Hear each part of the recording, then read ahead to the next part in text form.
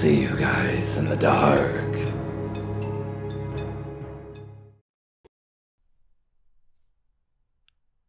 For a little background, I have played the drums for 11 years of my life, so I've gotten pretty decent at marching percussion and playing the drum set. I'm currently a college student who obviously needs money, so I took up 2 jobs that had to do with teaching drumming to kids.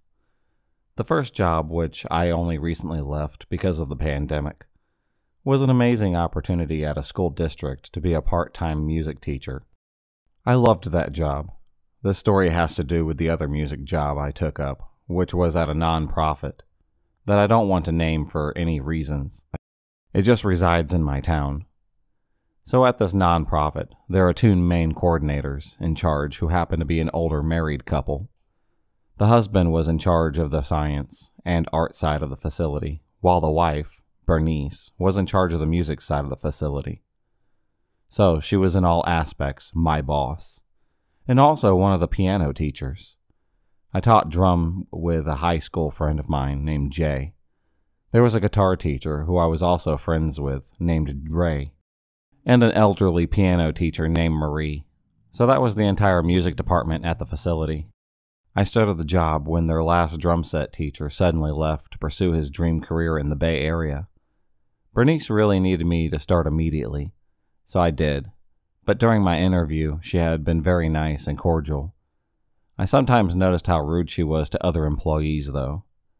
Most of the people working on the science side were merely high school students, and none of them may forget a small thing, like forgetting to put a screwdriver back where it belonged, and she would degrade them. She would say things like, "How will you keep your job if you can't do simple things like this? How are you even using your brain? I should fire you for this kind of incompetency, but I won't because I'm a nice person." I would see this kind of stuff go down, and I could never say anything because honestly, I really didn't think it was my business, and I didn't want to get yelled at either. I will also briefly explain that she also revealed that she was very religious and homophobic, and I was very obviously not straight. I tried to ignore these outbursts, but they started to get to me. I would try to talk to those kids afterwards and reassure them that they could only do their best, and that should be good enough. A few months into the job, I even tried to talk to her about it, but that was a huge mistake. I said that maybe she shouldn't be so hard on them since they are still just kids. She had been cheerful and smiling, but once I finished that sentence, she got quiet. Her expression went blank, and her eyes turned cold. If looks could kill, I'm sure that I would be very dead. After a few seconds of silence, she suddenly yelled, "Mind your business! The ungrateful brats need to learn their place, and so do you." I was absolutely stunned. I had no words. I have never been yelled like that by a boss in any of my jobs before, so it really shook me. I just sat there with what I'm guessing was a look of shock. She then immediately went back to smiling and simply said, "I think you have a lesson with little Timmy in 5 minutes, don't you? Better get ready for it." And she said it with a fucking smile on her face. Like, what the hell? I just got up and got ready for my next lesson. After that, I began to get yelled at by her pretty much every week for the smallest thing. Maybe if I finished a lesson a minute early, or I forgot to fill in my timesheet right away. I endured months of this until I finally had enough. I lasted 1.5 years until I finally quit. When I quit, she encouraged me to call or text anytime, which seemed odd, considering that she had yelled at me every day for the last week that I worked. I thanked her for the opportunity that she gave me, and left without incident, or at least I thought it was without incident. Before I left my position, I recommended to a parent to have their kid get lessons from a friend of mine because her son was an absolute musical prodigy who needed more intense training to grow as a musician. She thanked me, and I connected them, and he's actually still getting lessons from my friend. I get occasional videos of his progress, and I'm just so proud of him. Only 10, and he can outplay me easily on drum sets. However, the mother of the student accidentally told Bernice the reason why her son was leaving the non-profit, and said that I had recommended it. That happened in the middle of January of 2020. By the end of January, my email inbox had been flooded with emails from Bernice. They ranged from her needing me to come back to sign a form, to obviously being mad about recommending the student leaving the non-profit. Every day there was at least 10 emails, and on bad days there were upwards of 30. I blocked her email after 2 weeks because I knew it just wasn't going to stop, and I finally had some relief. Then I noticed that she tried to friend me on Facebook and follow me on Instagram. When I blocked those accounts, it was her husband's account that tried. I then blocked those as well. She tried it again and used non-profit social media pages to follow me. I really had no idea why she was being so persistent and did not know what to do. It seemed to calm down, so I thought that she gave up. But a week later, I had a random account trying to follow me on all social media. I asked my friends that I worked with if they could see her doing this while she was in the office. So Jay and Ray went to the office when she had a lesson and looked on her monitor, and there were a bunch of tabs open. They sent me snaps of what they found, and all these tabs were the different faceless accounts on Facebook and Instagram that had been attempting to follow me. They closed them all out, and when she asked about it, they feigned ignorance and said that they had been looking for sheet music and the tabs had accidentally been closed. They said she looked super pissed, but then suddenly asked them if they had me on social media, and they just said that they didn't know and tried to walk out. Before they walked out, she asked them if they could tell her what lies I had told them, and they said she didn't know what she was talking about. She was even more pissed off and yelled at them to stop acting stupid and to tell the truth. They again told her that I never said anything about her or the non-profit.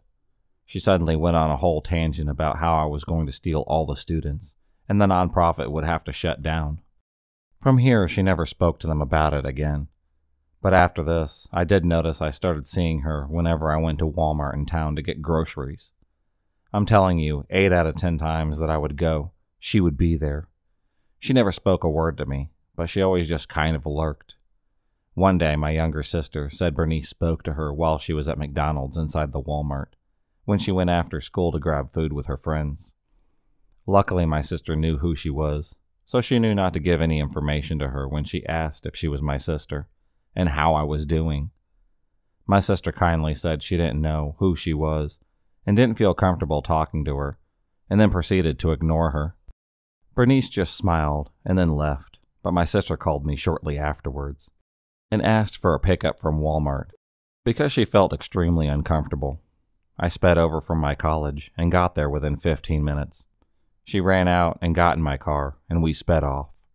As I left the parking lot, I could see Bernice's car had pulled out of a space and was following us.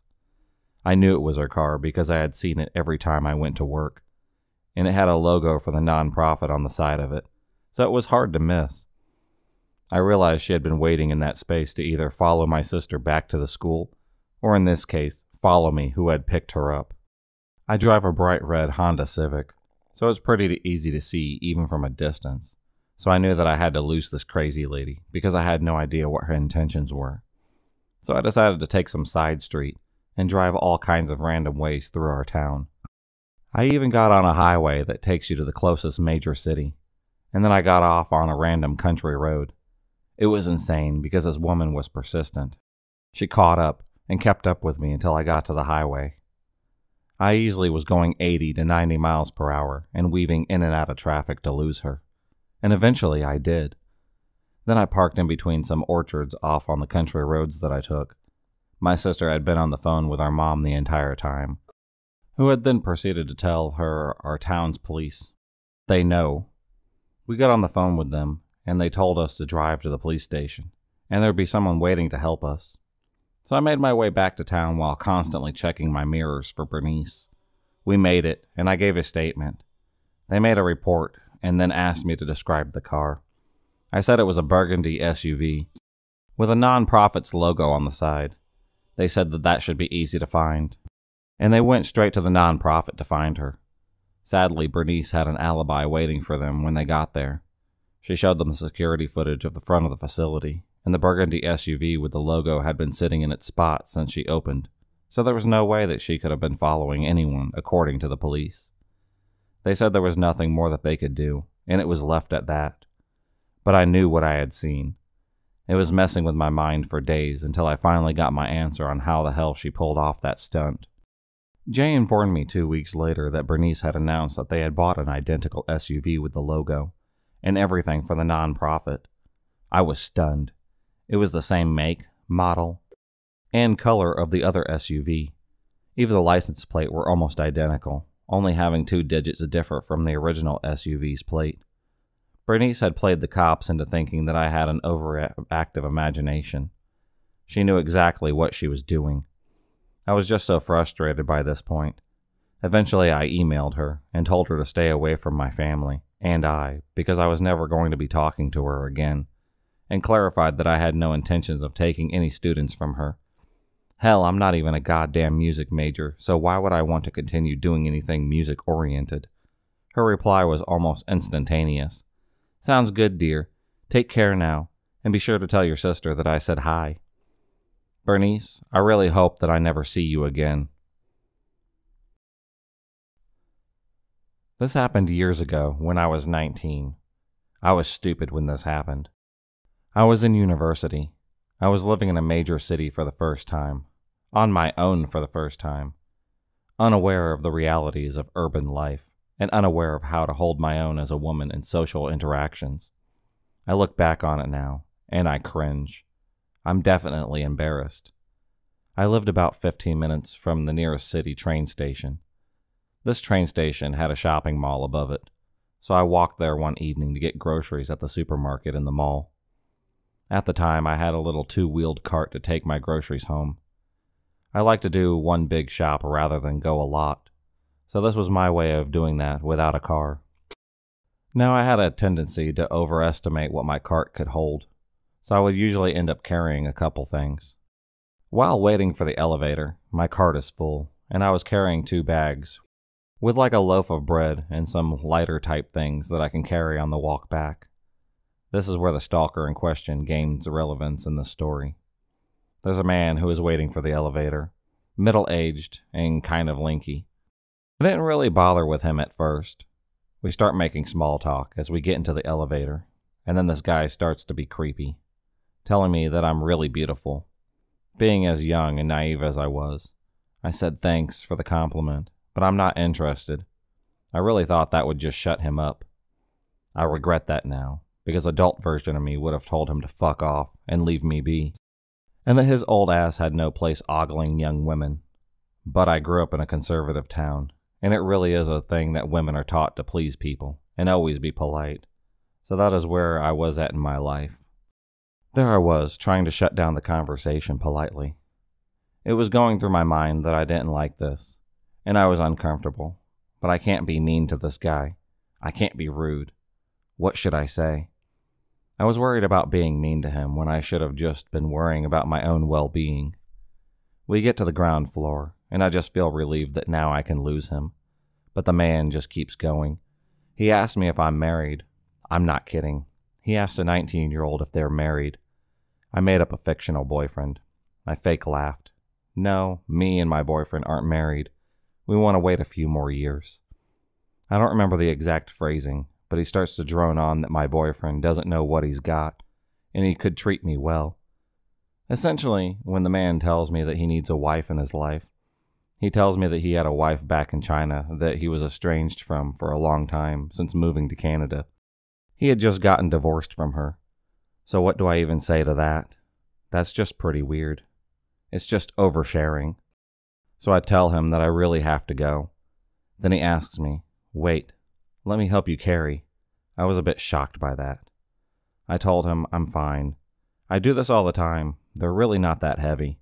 And I don't live that far away. Now he starts pressing about where I live. He says, "Oh, really? You live around here?" "I do too, at so-and-so drive." I did not tell him where I lived, thank God. I just told him, "Yep, this is my stop, so I have to go." He insisted, saying that he was worrying about me. I was confused by that. He doesn't even know me. It took me assuring him to get out of that. I told him that I'm here shopping all the time. This trip won't be any different from the last. He told me, "Okay, I'll see you next time then." I told him bye, and just turned and got going. I got the fuck out of there for sure. I just started speed walking up the hill home, not looking back, just really all around feeling gross and uncomfortable. It wasn't until about 5 minutes into my 15-minute walk that I clued in. Once I got away from the noise of the train station, I realized that I could hear him behind me. I was so fucking dumb, honestly. I remember he had winter-looking boots on, and it wasn't even winter time. Well, I could hear clomping boots, so it had to be him. Suddenly, I was just terrified. Fight, flight, or freeze. And I thought about freeze kicking in. I just kept walking. I didn't know what to do. I didn't want to give myself away. I didn't know what he would do if I stopped either. I turned my head just enough to catch him in my peripheral vision. It was him for sure. My heart was racing. He was following me home. So many things were running through my head. I knew that I couldn't go home now. So what to do? The route that I lived on was actually a major 5-lane boulevard, so it's not like I could run across the street and head back to the train station. If I wanted to cross, I would need a crosswalk, and that involved stopping and waiting for a traffic light to change, which I also didn't want to do. I needed to keep space between us. I kept walking. I tried to see if I could lose him by heading down a cul-de-sac that looped back out into the main boulevard. He kept following through the whole residential cul-de-sac. There was no questioning it now. I was in trouble. I thought at this rate, stick to the main road so at least he would be in public view and can't try anything. I walked right past my house and kept going. I knew there was a gas station a few blocks up, so that was my stopping point in my mind. I got to the gas station and went in. I figured if he followed me in, I could tell someone and call the cops. He didn't, luckily. I could still see him out the window, on the sidewalk at the edge of the parking lot. He ended up just going over to the bus stop, having a smoke, and walking on. When I couldn't see him anymore, I left the gas station. I called a cab to get me home safe. I know it wasn't far to go, but I was rattled. I considered the whole thing over and over again. But that wasn't the last time that I saw him. I kept seeing him at the train station for months. One time I was in the elevator and saw him when the doors opened. He was running towards the door, waving his arms. "Wait for me, dear." I could close the doors and ride the elevator all the way up, and then hide. I kept ducking inside stores when I saw him, staying inside the elevator when I saw him. Hell, I even rode the train past my stop if I saw him on the platform. Eventually, I did stop seeing him, thankfully.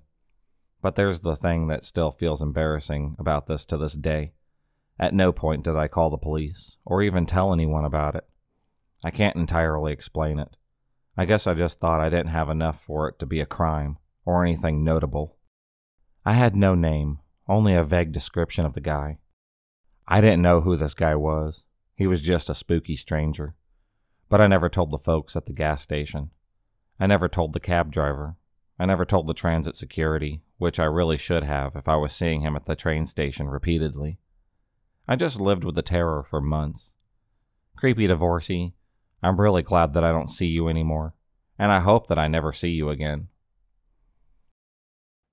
If you enjoyed this video, please subscribe, like, and hit the bell for notifications on future videos, and become a stalker of the night, and I'll see you next time.